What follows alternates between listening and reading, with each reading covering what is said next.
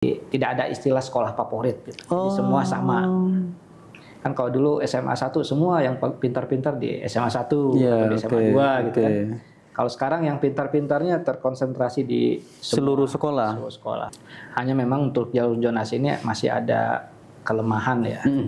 Karena melihat dari sisi postur antara kepadatan penduduk dengan jumlah sekolah. Karena ada zona yang memang masyarakatnya bertambah, tetapi sekolahnya kurang gitu.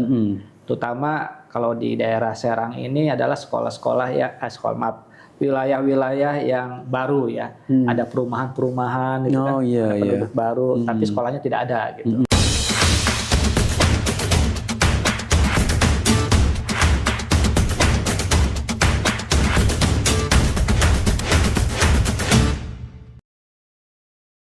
Assalamualaikum warahmatullahi wabarakatuh. Waalaikumsalam. Sobat Kabar Banten, kembali kita berjumpa dalam acara Dialog Kabar Banten. Dan kali ini kita akan mendiskusikan tema soal PPDB tahun 2024. Itu seleksi penerimaan peserta didik baru. PPDB ini adalah proses bagi orang tua yang ingin menyekolahkan anaknya di sekolah-sekolah negeri di Kota Serang dan juga di kabupaten kota di Provinsi Banten. Dan untuk membahas soal PPDB tahun 2024 ini, kami menghadirkan seorang pakar dan juga pengamat pendidikan Banten, yaitu Profesor Dr. Yudi Juniardi. Selamat siang Pak Prof. Siang. Ya. Pak Lutfi. Ya, Pak Prof ini juga adalah dosen tetap di Universitas Sultan Ageng Tirta Yasa atau Untirta FKIP. Tentu beliau sangat berkompeten untuk membicarakan soal ini. Dan jabatan terbaru beliau juga adalah Ketua Dewan Pendidikan Provinsi Banten yang mengurusi soal-soal pendidikan. Ya, Sobat Kabar Banten, mari kita bedah soal PPDB 2024 di Provinsi Banten. Ya, Pak Prof, bagaimana Pak Prof melihat PPDB ya? Karena kan PPDB ini kan ritual tahunan. Nah, ini sekarang kita sudah memasuki tahap verifikasi. Kemarin para peserta sudah memasukkan dokumen pendaftaran, kemudian informasi terakhir penjabat gubernur juga sudah memantau beberapa sekolah yang melakukan PPDB. Nah, pengamatan Pak Prof sendiri di hari pertama PPDB itu gimana? Iya, selama ini berjalan dengan lancar ya. Artinya kita belum mendengar keluhan dari masyarakat adanya server atau jaringan yang ini ya, yang lambat untuk menerima data ya. Jadi sejauh ini masyarakat sudah bisa mendaftarkan diri peserta anaknya. Dan mudah-mudahan ini kalau di SMA kan 19 sampai dengan tanggal 23 ya. 23 Juni ya. Berjalan dengan lancar. Dan sekarang di hari ke-20 nanti sampai tanggal 24 Juni kita melakukan verifikasi ya dari panitia.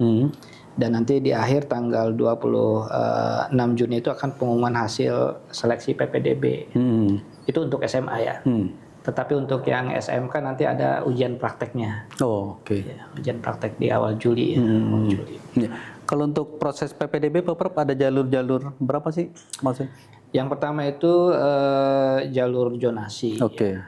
Kemudian yang kedua jalur afirmasi. Ya. Kemudian juga ada jalur prestasi. Ya. Setidaknya ada 3 jalur itu yang bisa digunakan. Ya. Untuk afirmasi sendiri itu lebih kepada bagaimana yang orang tidak mampu, disabilitas, kemudian yang miskin dan sebagainya untuk diterima lewat jalur afirmasi. Nah, kalau untuk jalur zonasi itu jalur ini letak wilayah ya. Letak wilayah ya. Iya, betul. Dari wilayah jadi mereka dilihat dari radius ya, jarak mereka dari sekolah. Sebetulnya zonasi ini sih ada bagusnya juga ya. Bagusnya itu artinya orang yang rumahnya dekat dengan sekolah tidak perlu jauh-jauh. Jadi tidak ada pengeluaran untuk transportasi kemudian juga mengurangi kenakalan remaja ya, artinya berkelompok, bergerombol dan sebagainya. Dan mengurangi kemacetan. Mengurangi kemacetan juga bagus. Kemudian juga memberikan hak yang sama. Jadi tidak ada istilah sekolah favorit gitu. Jadi semua sama. Kan kalau dulu SMA 1 semua yang pintar-pintar di SMA 1 atau di SMA 2 gitu kan. Kalau sekarang yang pintar-pintarnya terkonsentrasi di seluruh sekolah. Seluruh sekolah. Hanya memang untuk jalur zonasi ini masih ada kelemahan ya. Karena melihat dari sisi postur antara kepadatan penduduk dengan jumlah sekolah. Karena ada zona yang memang masyarakatnya bertambah tetapi sekolahnya kurang gitu. Terutama kalau di daerah Serang ini adalah sekolah-sekolah ya wilayah-wilayah yang baru ya. Ada perumahan-perumahan gitu kan. Ada penduduk baru tapi sekolahnya tidak ada gitu. Tidak ada. Kemudian hal yang lainnya adalah zonasi yang berbatasan dengan wilayah Pak Lutfi. Jadi di aturannya antara wilayah zonasi umpamanya Provinsi Banten dengan provinsi luar atau di dalam provinsi umpamanya Kabupaten A dengan B itu ada yang berbatasan kadang-kadang lebih dekat dengan sekolah tetangganya gitu ya. Yang di luar kabupaten di luar kabupaten itu, tetapi karena tidak ada MOU antar kedua belah pihak daerah, akhirnya nggak bisa gitu. Nah ini yang saya pikir juga, saya kemarin ke lapangan ada beberapa daerah yang memang belum di aturannya ada, tapi di lapangan mereka bingung. Gitu. Kadang ada yang ya nggak apa-apa nggak MOU juga gitu. Masalahnya kita ada keuntungan positif gitu. Kalau di sana sedikit sekolah negerinya, di kita banyak gitu kan. Nah, artinya tidak ada win-win solution. Tetapi kalau itu sudah diatur oleh provinsi, umpamanya melalui forum bersama, kemudian tanda tangan, mana wilayah-wilayah yang berbatasan, itu juga akan menjadi solusi mungkin untuk keberterimaan siswa di daerah zonasi yang dekat. Ya, kalau tadi zonasi Pak Prof, misalnya tadi penduduk semakin bertambah, perumahan juga semakin kencang. Sementara ada keterbatasan sekolah. Apa ini kemungkinan kita kurang sekolah negeri atau gimana?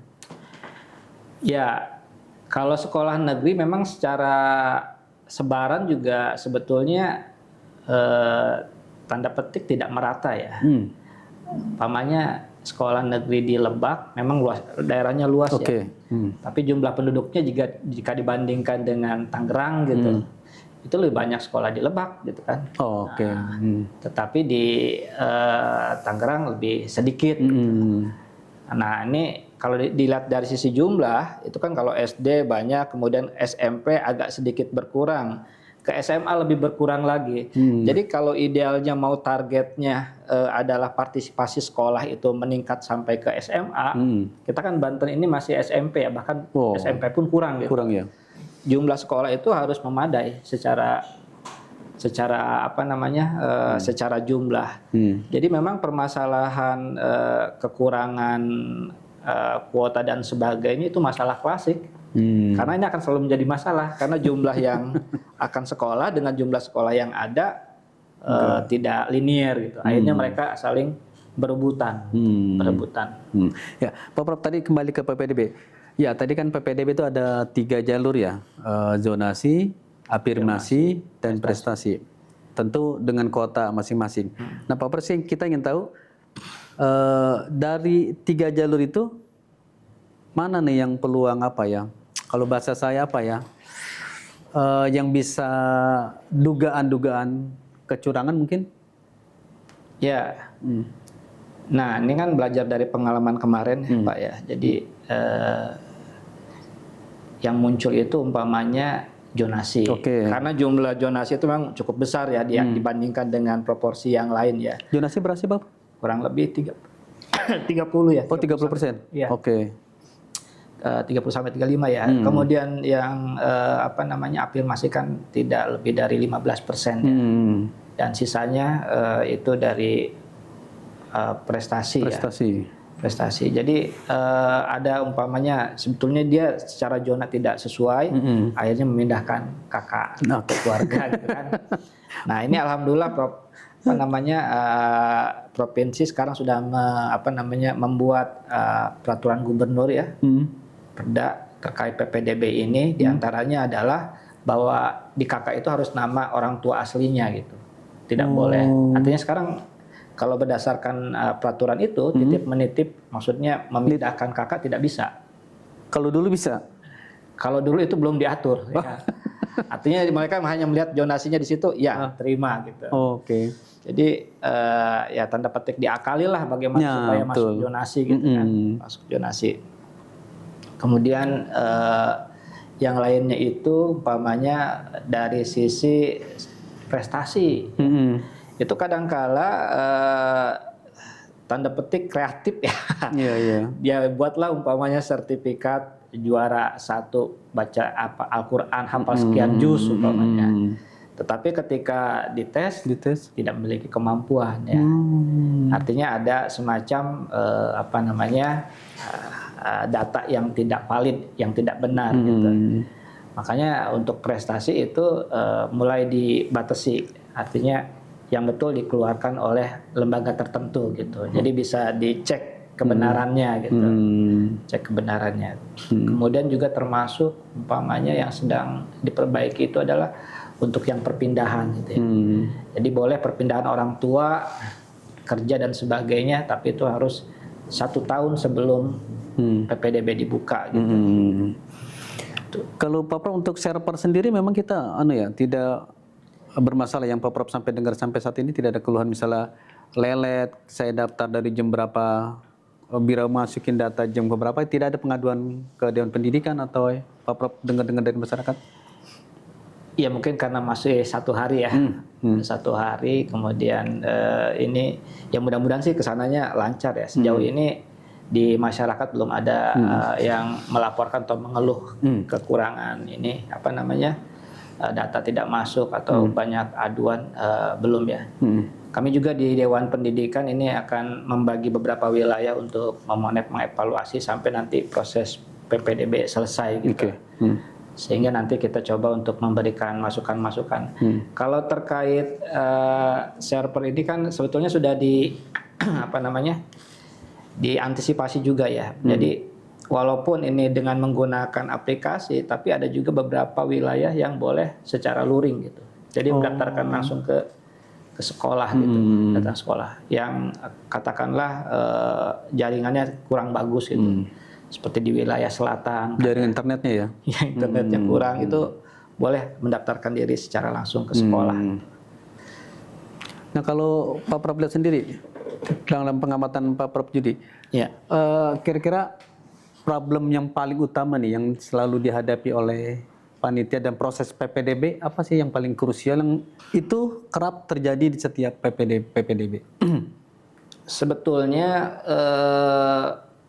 permasalahan yang sering muncul itu adalah ketika orang yang tidak masuk ingin masuk, kan? Ya. Nah, kemudian dengan lokasi yang terbatas, daya tampung yang terbatas tidak bisa diterima. Nah, yang terjadi adalah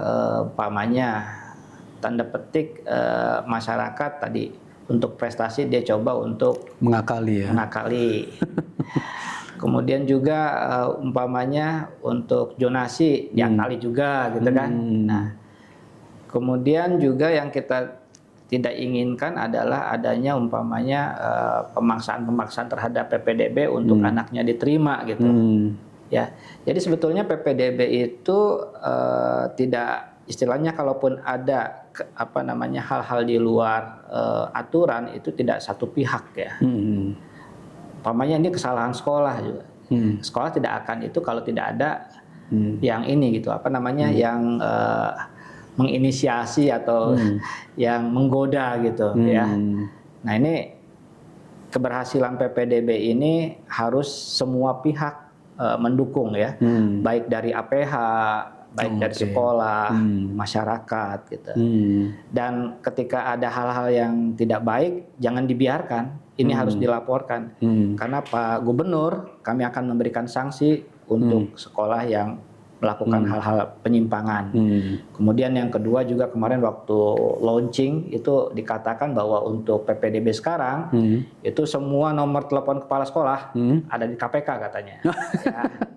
Ya, saya ngeri amat ya. Saya kinerjanya nggak tahu bagaimana caranya, pokoknya dipantau lah, dilaporkan sehingga jangan macam-macam lah ya untuk melakukan hal-hal yang ini, karena sudah masuk apa ya, kalau sudah masuk KPK kan berarti sudah gratifikasi korupsi dan yang lain-lain itu. Jadi Pak Prof sangat yakin ya bahwa PPDB tahun 2024 ini lebih fair ketimbang ya tahun-tahun sebelumnya. Iya. Pak Prof sebelum menjawab kita lihat karena ada iklan yang mau lewat dulu.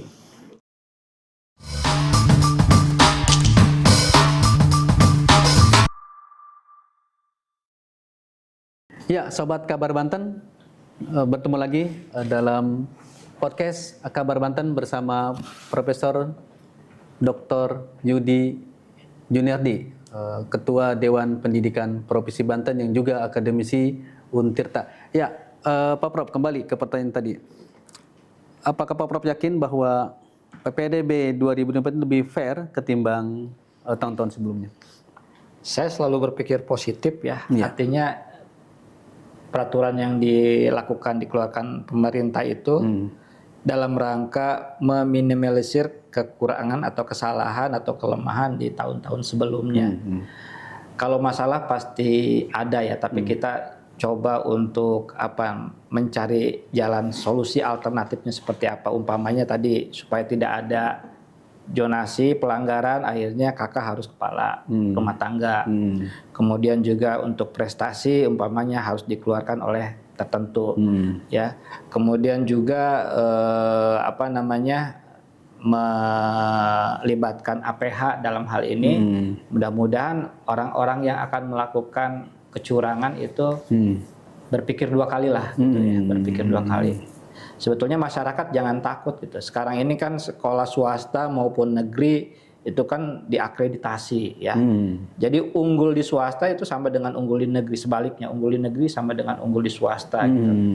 Jadi sekolah itu berdiri beroperasional itu mereka ada standar-standar yang sudah dilewati. Ya, baik standar pembelajaran, standar pendidiknya dan yang lain-lain ya. Nah, kalau semua masuk ke negeri kan secara logika aja nggak mungkin. Iya, betul. Karena antara jumlah siswa yang akan masuk dengan jumlah sekolah itu perbandingannya tidak linier gitu, tidak linier. Sehingga ini perlu dilakukan terobosan-terobosan. Sebetulnya peraturan yang ada ini juga harus dievaluasi ya, artinya wilayah-wilayah katakanlah di kabupaten atau kota itu melakukan kebijakan-kebijakan yang bisa meminimalisir masalah. Saya lihat di kota Tangerang umpamanya atau di Tangsel itu mereka memberikan semacam beasiswa sekolah di swasta. Kan selama ini kalau nggak keterima di negeri ke swasta bayarnya mahal. Ini sama, mereka tinggal sekolah aja. Yang membayarkannya adalah Tangsel, ya. Kemudian juga di kota Tangerang juga sama, karena kalau tidak salah yang inisiasi lebih awal tuh kota Tangerang ya. Baru kemarin saya juga ngobrol dengan dinas pendidikan di Tangsel, mereka ada kebijakan satu anak 1.800.000, malah lebih besar dari BOS ya, Busda ya. Nah ini sehingga tidak ada ketakutan juga dari pihak sekolah swasta tidak dapat siswa. Tapi dengan catatan anak itu harus sudah terdaftar di sekolah swasta baru diberikan. Kalau tidak salah tahun ini 5.000 siswa yang akan diberikan beasiswa dari pemerintah Kota Tangerang Selatan. Ini saya pikir terobosan-terobosan yang bagus ya. Tapi lagi-lagi ya tergantung kemampuan APBD-nya ya. Nah, dan ini belum berlaku di level SMK SMA ya. Ini hanya karena kan kewenangan untuk di kabupaten kota hanya SMP ya, sekolah dasar lah, SD SMP ya. Tapi untuk SMK SMA gitu itu kan levelnya di provinsi ya. Pertanyaannya apakah provinsi bisa sampai ke arah sana supaya tidak ada istilahnya dengan adanya zonasi ini banyak sekolah swasta yang gulung tikar. Kolaps, gulung tikar ya. Kita pernah dengar di Serang ada sekolah swasta yang hebat, sekarang padahal sudah sebelumnya tidak ada hebat lagi. betul. Okay. Orang nggak mau milih ke negeri, pengennya milih ke situ, tapi sekarang dia udah nggak kuat lagi. Akhirnya dia kolaps dengan sendirinya. Nah, ini yang saya pikir juga mudah-mudahan terobosan-terobosan yang dilakukan oleh pemerintah ini bisa meminimalisir kecurangan-kecurangan yang terjadi. Tapi intinya satu poin sih, Kang.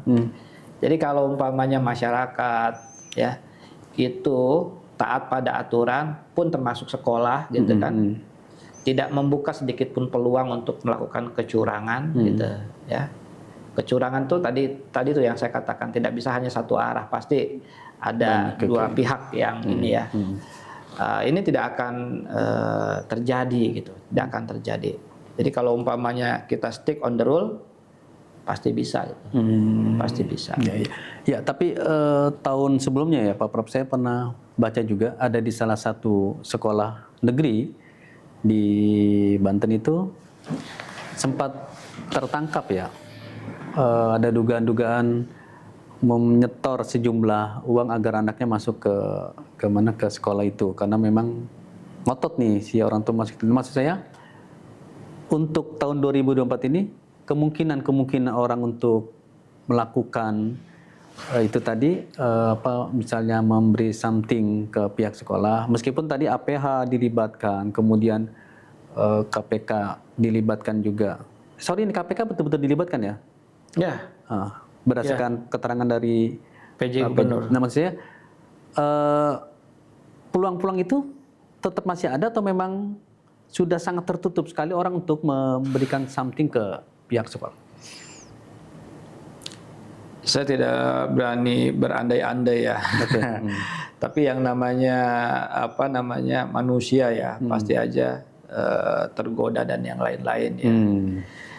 Artinya tidak hanya kepada pihak sekolah tapi juga pihak masyarakat, terutama yang punya kekuasaan lah, kewenangan gitu. Jadi jangan sampai umpamanya sekolah harus mengimplementasikan, tapi di sisi lain umpamanya sekolah mendapatkan tekanan, itu kan kita juga kasihan juga ke sekolah kepala ya, sekolahnya. Sekolah ya. Pusing kepala sekolahnya itu. Pusing kepala sekolahnya ya.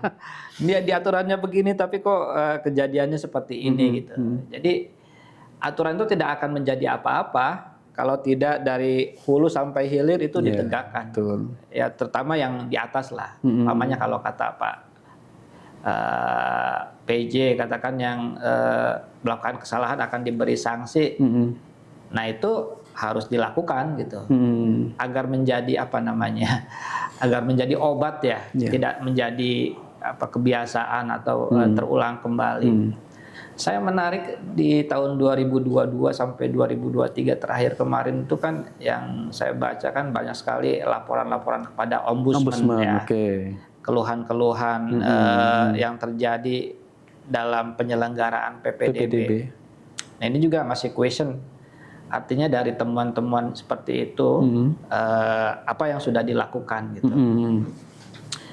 Artinya apakah diberikan sanksi orang yang melakukan kesalahan, dan ini ya harusnya menjadi ini juga harus disikapi secara positif gitu. Kita harus berterima kasih pada pihak-pihak yang sudah mau menjadi bagian untuk menyelesaikan masalah ini gitu.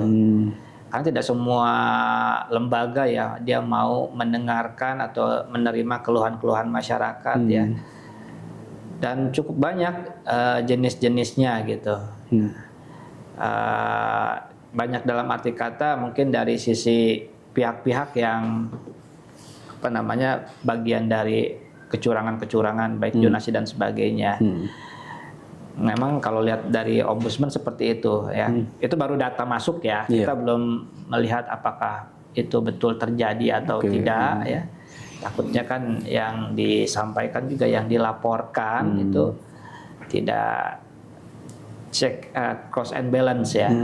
Cek cross atau cek ulang kembali apakah betul atau tidak. Di sini yang saya pikir Saya sangat berharap kalau ini ditegakkan, semua ikut aturan main, maka seperti yang saya harapkan terjadinya integritas dalam penyelenggaraan, kemudian keadilan buat semua itu dapat dirasakan.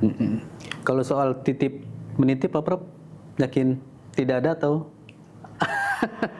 Saya berharap tidak ada ya titip menitip. Tadi itu sekali melakukan kesalahan ya, yang punya kuasa, yang punya kebijakan, maka jangan salahkan kalau umpamanya akan terjadi kesalahan yang lebih fatal gitu. Lebih fatal. Nah, ini semua berawal dari harus memberikan model yang baik buat masyarakat gitu. Masyarakat tidak akan berani kalau itu umpamanya dilakukan secara ketat, diawasi dan sebagainya ya. Kita lihat perguruan tinggi umpamanya. Ini kita agak sedikit ini ya. Perguruan tinggi itu kan ketika ada pengawasan yang kuat ya dan sebagainya, kemudian ketika ada yang melakukan kesalahan juga langsung diberikan sanksi, pemberhentian bahkan masuk pidana umpamanya. Itu hampir kita tidak mendengar lagi ya adanya. Mudah-mudahan tahun 2024 ini adalah keadilan bagi semua. Jadi yang betul-betul berhak untuk dapat ya dapat gitu. Yang tidak ya jangan dipaksakan gitu. Jangan dipaksakan. Nah, jangan dipaksakan ini artinya? Ya, jangan dipaksakan masuk dengan cara menitip ya, merubah kakak atau minta saudaranya untuk menekan pihak sekolah gitu. Ini yang kita tidak inginkan ya. Saya sangat apresiasi dengan kebijakan dari pemerintah daerah Provinsi Banten dengan memperbaiki aturan-aturan sebelumnya ya. Kalau tidak salah ada 3 hal ya yang saya lihat terkait dengan kakak, terkait dengan perpindahan orang tua dan juga termasuk prestasi ya. Hanya tadi itu, ini kan di afirmasi seringkali tidak terisi semua. Ya, dan juga harus clear. Kalau tidak diterima semua, nanti sisanya dimasukkan kemana, gitu kan? Zonasi apa prestasi? Gitu kan? Ya betul. Jadi ada ruang untuk sosialisasikan juga. Jadi jangan sampai ada sekian ribu kosong gitu. Yang saya baca itu banyak sekali kalau secara keseluruhan di Banten ya, kalau diakumulasi ya. Itu yang kosong gara-gara umpamanya tidak terisi. Yang afirmasi, karena kan afirmasi yang disabel ya. Yang tidak mampu. Pertanyaannya, yang tidak mampu di kita banyak nggak? Saya yakin pasti banyak. Yang tidak mampu itu pasti banyak. Karena angka kemiskinan kita cukup tinggi juga gitu ya. Artinya kenapa kok itu nggak sampai terisi gitu? Ini pertanyaan yang mungkin kita harus jawab juga, harus kita cari kenapa tidak sampai terisi. Apakah udah dipindahkan ke zonasi atau ke yang lain? Tapi seharusnya kan diisi dulu penuh ya. Nah ini yang saya pikir itu. Kemudian tadi itu yang perbatasan antar wilayah itu. Jadi betul-betul pemetaan itu secara valid ya untuk wilayah di sini umpamanya ada sekian orang, kemudian sekian sekolah termasuk sekolah-sekolah yang berdekatan. Nah, yang bisa menghubungkan antar kabupaten dengan kota ini ya provinsi ini lah. Jadi mungkin Dinas Pendidikan atau Pemprov mengajak semua duduk bareng, yang beririsan suruh diskusi, suruh bikin MOU tuh. Gitu. MOU untuk umpamanya bahwa sekolah ini bisa diterima di sini, warga sini bisa diterima di sana. Tapi selama ini kejadian gitu nggak Pak? Misalnya di perbatasan tadi mana, misalnya Lebak dengan Bogor ya, kan ya maksud saya banyak kan siswa-siswa asal Banten yang sekolah di Bogor. Ya, saya tidak tahu kalau yang negeri ya. Kalau yang swasta mungkin banyak ya. Yang dekat aja umpamanya di Tangerang Selatan ya. Tangsel itu berbatasan dengan Depok, ya kan? Berbatasan dengan kabupaten, berbatasan dengan kota, itu kan. Nah itu di antara perbatasan-perbatasan itu mungkin ada yang zonasinya mungkin lebih dekat yang luar gitu ya. Maksudnya itu boleh nggak? Kalau di aturannya boleh. Oh. Jadi yang ada irisan-irisan itu mereka bisa. Boleh tuh ya, boleh. Dan kan kalau nggak ada MOU-nya, tidak ada turunannya dari situ, orang susah bersikap. Apalagi kalau umpamanya ngapain saya nerima dari sana, orang di sini juga ada cukup, gitu kan? Untuk ini juga. Tapi kalau pakai aturannya zonasi ya mungkin banyak daerah sini yang dapat ke sini. Iya gitu itu kan maksudnya. Dan itu sekali nggak masalah Pak Prof ya. Misal warga kota Tangerang karena dia lebih dekat dengan kabupaten misalnya. Nah ternyata dia secara zonasi lebih dekat ke kabupaten tuh ketimbang di kota Tangerang misalnya. Itu sekali lagi nggak ada masalah. Kalau dilihat dari aturannya itu. Kan semua warga Indonesia ya sebetulnya ya, warga Indonesia. Jadi kalau dilihat dari zonasi sekolah itu mana yang lebih paling masuk, dekat, ya itu bisa dia. Sekarang kasihan dong kalau umpamanya orang Bayah atau Cikoto ke sana ya, dekat ke Sukabumi. Iya betul. Disuruh ke SMA 1 atau kemana itu agak repot tuh, susah gitu. Lebih dekat ke sana gitu. Atau yang tadi tuh yang Depok, lebih dekat ke Depok. Di Tangerang dengan Jakarta dekat sekali perbatasannya kan, perbatasannya. Nah mereka kan takutnya kalau umpamanya tadi itu ya harus duduk bareng gitu. Ada ketakutan juga, masih ragu-ragu kalau kita buka MOU, takutnya yang banyaknya warga sana katanya, warga kita sedikit gitu. Nah tapi kan kita nggak, harusnya berpikirnya tidak seperti itu. Kalau aturannya boleh ya berarti kan bisa, tinggal diatur saja bagaimana caranya gitu. Ya, oke, Pak Prof tadi menarik, saya agak keluar dari tema PPDB, tapi dari awal Pak Prof bilang bahwa PPDB dengan 3 jalur ini kan menghilangkan stigma sekolah favorit dan tidak favorit. Nah, dalam konteks dunia kependidikan kita itu menguntungkan atau tidak ada sekolah? Ya artinya sekolah sama semua, tidak ada. Kalau dulu kan sekolah ini favorit, sekolah ini tidak favorit, sehingga orang berburu itu. Nah dalam PPDB ini tidak ada sekolah favorit, apakah itu menguntungkan bagi dunia pendidikan kita atau tidak? Iya, ini justru PR ya di dunia pendidikan, bahwa sebetulnya tidak ada siswa yang maaf bodoh gitu ya. Tapi bagaimana kita sebagai seorang pendidik mampu mengetahui kelebihan masing-masing. Gitu. Karena kan tidak hanya kecerdasan itu tidak hanya intelijen saja, IQ saja, tapi juga banyak kecerdasan yang lainnya. Dan dengan apalagi sekarang dengan istilahnya kurikulum merdeka ya, bagaimana sekolah itu tumbuh sesuai dengan kondisi situasi wilayah setempat gitu. Jangan paksakan Serang jadi Jakarta gitu, nggak bisa. Kurikulumnya sama nggak bisa ya. Itu harus ada kearifan lokalnya gitu kan. Kemudian kalau dari sisi pendidikan kan ada yang namanya pembelajaran diferensiasi. Artinya guru harus memberikan pembelajaran yang berbeda ketika si anak ini memang memiliki kemampuan yang berbeda. Ada yang anaknya kemampuannya audio motorik ya, ada yang visual gitu, ada yang harus psikomotor, harus gerak baru dia bisa belajar gitu. Dan kalau yang kurikulum sekarang itu kan pembelajaran itu mereka istilahnya ada fase ya, fase A, fase B, fase C, fase D gitu. Boleh dari mana dulu belajarnya, yang penting ketika setelah mengikuti semuanya itu lulus semua gitu. Ada kadang-kadang ngajarin dari yang ini dulu karena lebih mudah melihat konteks situasinya gitu. Jadi kalau dari sisi pendidikan kan bagaimana memanusiakan ya, memanusiakan manusia gitu. Bagaimana mereka bisa berkembang sesuai dengan fitrah dan kemampuan kelebihan yang ada yang dia miliki gitu. Jadi sekolah favorit dan sebagainya tidak menjadi hal yang utama gitu, tidak. Tapi yang paling penting adalah bagaimana pemerintah bisa memberikan hak pendidikan buat warganya. Itu yang menurut saya lebih penting. Ya. Nah, jadi dengan zonasi ini sebetulnya ini kan terobosan-terobosan yang dilakukan oleh pemerintah ya, Kang ya.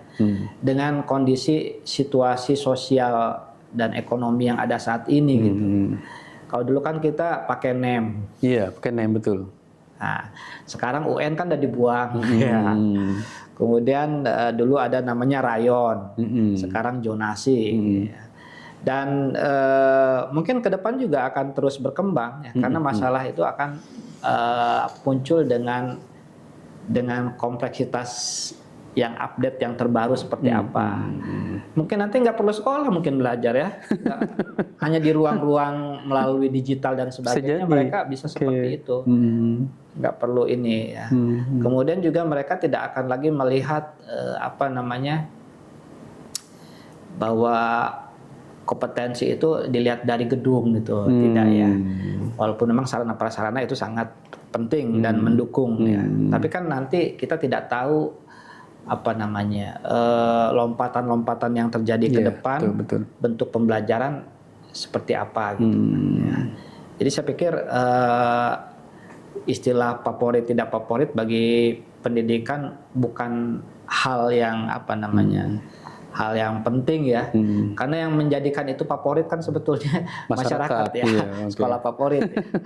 Ya, saya masih ingat di sebuah tempat dulu SMP itu favorit, ya, atau SMA itu favorit. Sekarang udah berubah dengan kondisi zonasi. Kadang-kadang tahun ini di sini, tahun depan di sini yang berprestasi, tahun depan lagi di sini. Gitu. Jadi semua bisa gitu, semua bisa. Bergantung pada memang bagaimana sekolah itu mendidik ya, mengelola anak didiknya agar memiliki kompetensi-kompetensi yang diharapkan. Ya, kembali ke PPDB, Pak Prof. Untuk PPDB tahun ini, kira-kira pengawasan yang paling efektif dilakukan oleh siapa? Kalau saya lihat ya masyarakat lah, ya. Masyarakat, kemudian pihak terkait ya dalam hal ini Dinas Pendidikan. Kemudian termasuk kami juga dari forum, maksudnya dari Dewan Pendidikan Provinsi ya atau kabupaten kota, nanti ada kawan-kawan juga itu punya punya ini juga untuk mendampingi ya, bukan mendampingi, mengawasi ya pelaksanaan ini gitu. Jadi semua pihak itu sangat diharapkan untuk bisa mensukseskan ini kan PPDB ini. Tapi yang kunci ini emang di sekolah ya. Kalau sekolah enggak ya enggak ya. Tapi kalau ke sekolah itu istilahnya malehoy ya kalau bahasa orang Sunda itu. Tidak disiplin, tidak integritas ya, maka percuma juga ada aturan gitu. Percuma juga ada aturan kalau umpamanya tidak ditegakkan. Nah, bagi masyarakat yang menemukan dugaan kecurangan PPDB ini, misalnya mereka lebih baik mengadu kemana? Ke Dewan Pendidikan atau ke dinas terkait? Ya, saya pikir ada beberapa kanal ya atau saluran ya. Terutama sekarang kan kalau kita lihat dari pusat itu ya ada link-link ya, PPDB Banten, PPDB ini. Jadi mereka semua sudah terintegrasi ya satu sama lain. Yang pertama ya mungkin saya yakin ini harus komplain dulu ke penyelenggara ya. Dalam hal ini sekolah gitu kan. Kalau umpamanya tidak difasilitasi, baru ke yang lebih atasnya lagi yang memberi tugas gitu kan. Itu dinas terkait. Ada di di Dinas Pendidikan ya. Kemudian umpamanya tidak di ini juga, baru pihak-pihak yang bisa mendorong ya. Umpamanya untuk masalah informasi atau pelayanan publik bisa ke ombudsman gitu kan ya. Kita sih berharap pada jalur jalur yang ini saja sih, yang yang reguler ya. Ini masalah pendidikan, orang pendidikan yang harusnya bisa mengatasi gitu kan. Dan kami dari Dewan Pendidikan juga memiliki kewajiban untuk menjadi perantara ya, mengadvokasi juga. Gitu. Kalau ini nggak benar ya kita harus protes sama Dinas Pendidikan, sama Pak Gubernur tuh sekolah ini nggak benar gitu. Ini buktinya dan sebagainya gitu. Itu bisa supaya Pak Gubernur atau Dinas Pendidikan itu memberikan sanksi pada pihak-pihak yang menyalahi ya aturan atau tidak menegakkan aturan. Nah, biasanya di PPDB itu ditulis ya, untuk kalau ada masalah hubungi sini gitu. Ya ada itu channelnya ya. Hanya kan kita berharap tempat-tempat hotline itu harus aktif gitu. Jadi jangan sampai cuma ada nomornya tapi nggak bisa dihubungi kan, kasihan juga ya masyarakat. Apalagi waktunya yang saya pikir sangat mepet ya. Betul. Dari 19 ke 23 kan cuma 4 hari. Gitu kan. Penerimaan itu ya? Iya, penerimaan ya, penerimaan untuk masukin daftar berkas itu ya? Iya, termasuk kalau umpamanya situasinya dia udah tidak ini kan, wah ini harus cepat dicabut gitu kan, itu kan harus sering komunikasi kan, dipindahkan ke sekolah yang lain gitu. Jadi misalnya saya daftar di sekolah A, iya, di rentang waktu itu tidak diterima, saya bisa cabut berkas tuh ya? Bisa. Untuk daftar di sekolah lain? Malah sekolah itu harus memberikan informasi bahwa ini harus di... Nah caranya gimana? Ada nggak kanal tertentu? Atau ngecek? Biasanya saya belum masuk ke aplikasi yang siswanya ya, tapi biasanya ada notifikasi ya, ada notifikasi. Saya ingat orang tua tuh sering, waduh anak saya udah kayaknya 2 dari belakang nih katanya, harus siap-siap dipindahkan gitu kan, karena ada yang lebih dekat ya, jarak zonasinya gitu. Kemudian yang prestasi juga umpamanya. Wah, yang daftar sekian nih, mereka membandingkan itu juga ini juga Kang, di di ranking juga, posisinya ada di berapa gitu, posisinya ada di berapa. Dan Dewan Pendidikan juga mengawasi itu Pak Prof, jangan sampai itu tadi ya, dirugikanlah masyarakat ya, karena tidak ada keterbukaan informasi itu. Dan yang paling penting itu juga adalah antara jumlah kuota dengan yang diterima itu harus sama. Oh, memang tidak ada yang tidak pernah sama? Takutnya umpamanya buka sekian rombel gitu. Ternyata pas di akhir ya nambah 1 rombel gitu kan. Nah, ini juga harus aturan mainnya memang harus betul-betul di ini ya. Masyarakat juga harus tahu untuk SMA 1 ada sekian rombel. Untuk ini ada sekian rombel, untuk menerima sekian siswa, sekian siswa. Itu harus terbuka gitu, harus terbuka. Tapi ya itu tadi karena desakan masyarakat Pak Prof ya, dia pengen tetap sekolah di situ sehingga sekolah juga terpaksa membuka rombel ya. Nah ini yang si malakama juga ya, ketika dibuka rombel kan berarti pihak swasta yang udah nungguin nih, mana nih siswanya nih kan, nungguin. Kecuali swasta yang tanda petik sudah bonafit lah ya, bonafit survive, mereka belum buka PPDB udah buka duluan, udah dapat siswa, udah penuh ya. Tapi kalau swasta yang mungkin masih sulit dan survive-nya ya, itu juga harus menjadi perhatian. Karena kalau tidak ada mereka juga dari pihak swasta ini sulit ya, karena jumlah sekolah itu kan sangat sedikit sekali gitu, sangat sedikit sekali yang negeri ya. Mungkin dengan swasta 2 kali lipat, 3 kali lipatnya jumlah swasta dibandingkan yang negeri. Kita bayangkan kalau tidak ada mereka mau diterima di mana? Anak-anak itu ya. Agak repot juga, tetapi juga jangan sampai umpamanya mematikan yang sekolah swasta juga dengan cara umpamanya ditambah lagi rombelnya gitu. Nah, ini akan menjadi lingkaran setan ya. Artinya menyelesaikan masalah dengan memunculkan masalah baru gitu. Kemarin ada dari pihak swasta, sekolah swasta ingin diskusi dengan kami juga terkait masalah PPDB juga, supaya mereka kebagian dan bisa eksis gitu. Bisa eksis.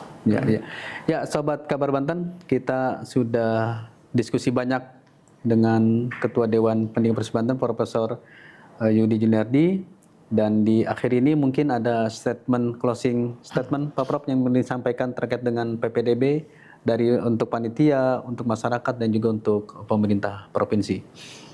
Iya, yang pertama bahwa Dewan Pendidikan Provinsi Banten sangat apresiasi dengan peraturan pemerintah baru ya, yang terbaru terkait PPDB ini. dalam penerimaan yang tahun 2024. Mudah-mudahan ini bisa dilakukan secara baik dan benar ya.